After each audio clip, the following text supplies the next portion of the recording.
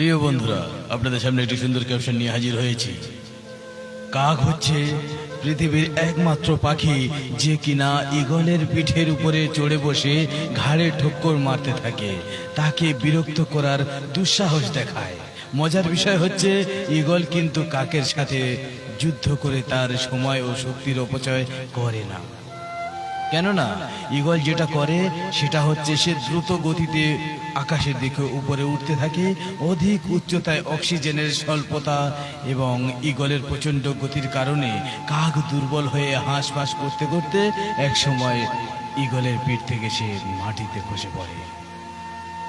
আপনার জীবনে চলার পথেও আত্মীয় স্বজন, বন্ধু বান্ধব ও সহকর্মী রূপী কিছু কাক চরিত্রের অধিকারী সমালোচনা করে আপনাকে নিয়ে, আপনাকে পিছন থেকে টেনে ধরার চেষ্টা করে।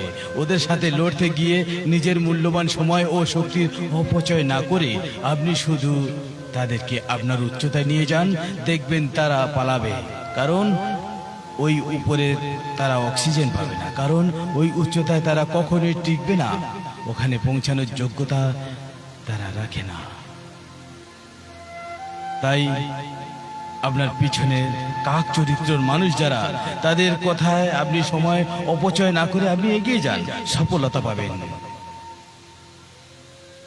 কিছু কিছু কাক চরিত্রের মানুষ আপনাকে টেনে ধরার চেষ্টা করবে, তাদের কথায় কান এবং তাদের কথায় নজর না দিয়ে আপনার সামনের দিকে এগিয়ে যান।